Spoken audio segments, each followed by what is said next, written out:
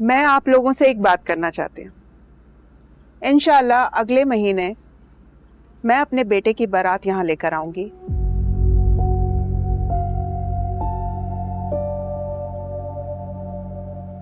और तज़ीन को दुल्हन बना के अपने घर ले जाऊंगी।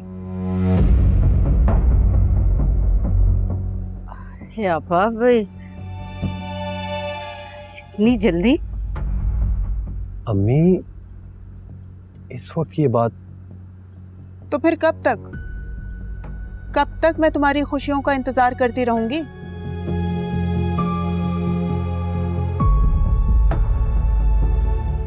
इस इंतजार में तो मैं मर जाऊंगी। अल्लाह ना करे आपा, कैसी बातें कर रही हैं। अल्लाह ताला आपको इन दोनों की खुशियां देखना नसीब करे। आमीन। तो बस हो गया ना, मैं अगले महीने बारात लेकर आ रही हूँ और तज़ीन को ब्याह के ले जाऊंगी मैं। और वैसे भी मैंने कौन सी तुमसे डिमांड की है? कुछ जहेज मांगा है तुमसे मैंने? बल्कि तुम तो मेरी छोटी बहन हो, मुझे तो तुम्हारी हैसियत की फिक्र है। तुम बस ना 3 कपड़ों में अपनी बेटी को ब्याह देना, ठीक है? आखिर मेरा भी तो कुछ फर्ज बनता है, मैं तुम्हारी बड़ी बहन हूँ।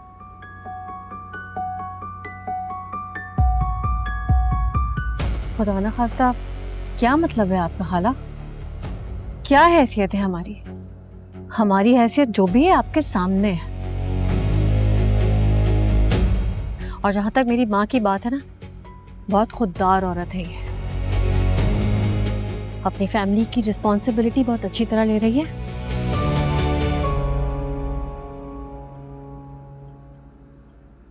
और दुनियादारी के तकाजों से भी खूब वाकिफ है। दुनियादारी के तकाजे? ओह, अगर तुम्हें इतना ख्याल होता ना तो फर्क इतना वाजे नहीं होता कि खुद तो 25 लाख की अंगूठी पहन ली और उसके बदले में मेरे बेटे को एक मामूली सी चांदी की अंगूठी दी।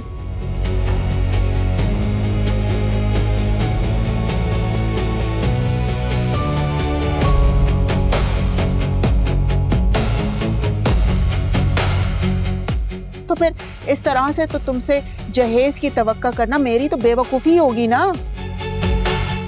अम्मी, क्या हो गया है? क्या कह रही हैं आप?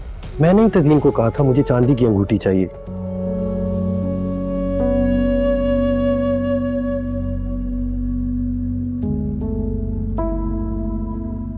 अच्छा अफशा, वाह वाह वाह अफशा, तुम्हारी तज़ीन ने तो मेरे बेटे को बहुत कुछ सिखा दिया है। माँ के सामने खड़ा होके तज़ीन की फेवर ले रहा है।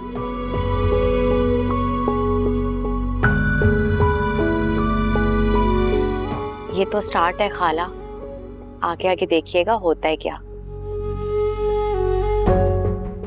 हाँ भाई, टीचर बहू बना के ले जा रही हो, इतना फायदा तो बनता है। बेटे की परवरिश में कुछ कमी रह जाएगी तो ये पूरा कर देगी।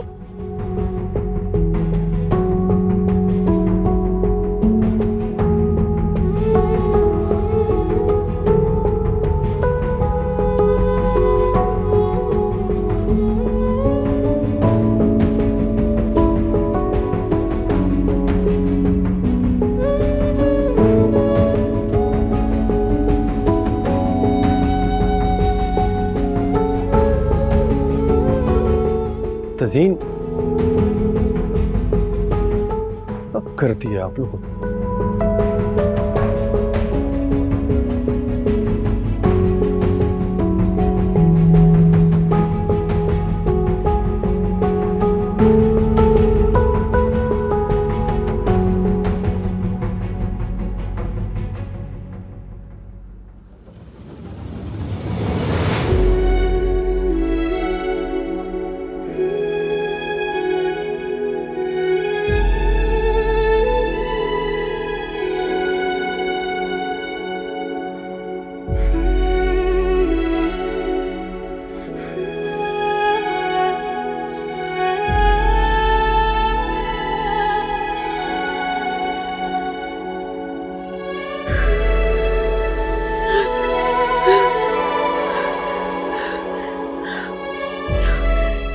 ये क्या कर रही हो? क्या कर रही हो तजीन?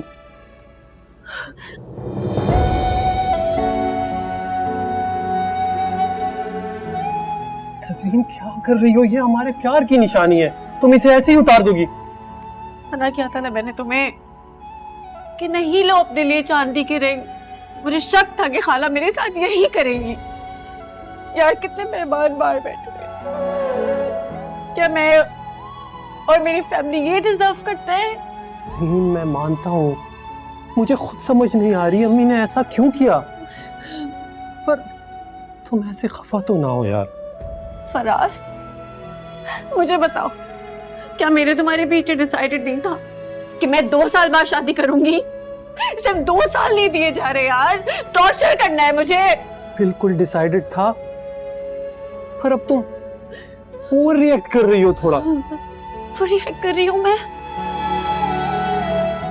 फराज मैं शादी नहीं कर सकती अभी यार, मेरे बहन भाइयों की रिस्पॉन्सिबिलिटी है मुझ पर। तो मैं हूं ना, तुम क्यों मुझे अपना नहीं समझती यार? नहीं फराज यार, मैं तुमसे पैसे नहीं ले सकती।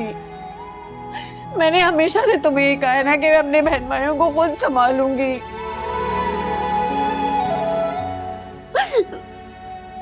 अच्छा, तुम अभी भी जॉब कर रही हो ना? शादी के बाद भी तुम जॉब करना, मैं तुम्हें सपोर्ट करूंगा और अम्मी भी तुम्हें कुछ नहीं कहेंगी। बस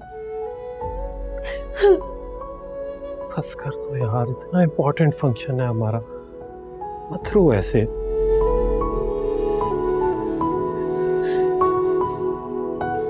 और ये पहनो।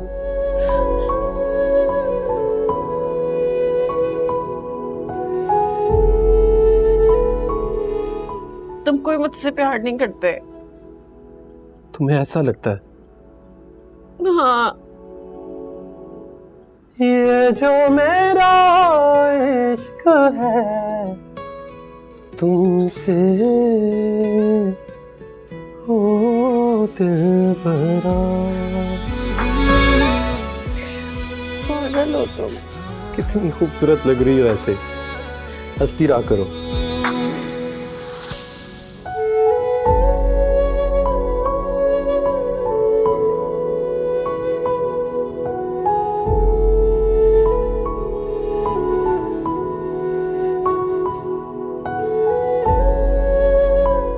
दशम बेटा क्यों परेशान हो रहे हो? रजा बिल्कुल ठीक है, मैं भी मिलकर आ रही हूँ। पप्पू, मामा ने मुझे क्यों नहीं मिलने दिया?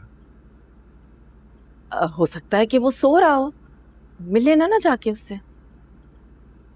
वैसे भी वो तुम्हारे बारे में मुझसे पूछ रहा था।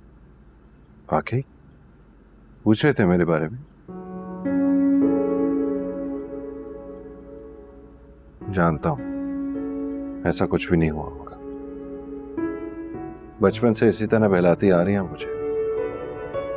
मैं जानता हूं उन्होंने मेरे बारे में नहीं पूछा होगा, हालांकि मैं उनसे कुछ मांगता भी नहीं हूं और मुझे उनका कुछ चाहिए भी नहीं है। यही तो तुम्हारी गलती है कि तुम कुछ मांगते नहीं हो। उस घर पे, तुम्हारे बाप पे, बिजनेस पे जितना उन दोनों का हक है उतना तुम्हारा भी हक है। तुम अपने हक से पीछे क्यों हटते हो? डट के मांगो ना। जो मांगा जाता है ना वो भीख होती है, हक नहीं। हक तो दिया जाता है और मुझे भीख से नफरत है। जब हक दिया ना जाए ना तो छीनना पड़ता है। यही तो चाहती है वो मोहतशिम कि तुम सब कुछ छोड़ के पीछे हट जाओ। तुम्हें मंजर से गायब करना चाह रही है वो। मुझे उस मंजर का हिस्सा बनना भी नहीं है पप्पू, जहां पर किसी के भी दिल में मेरे लिए जगह नहीं है। देखो बेटा, इस वक्त ना तुम्हारी ईगो और ईमानदारी से ज्यादा जरूरी रजा को एक ख्याल करने वाले बेटे की जरूरत है, जो कि तुम हो। क्या आपको लगता है? ऐसा है नहीं।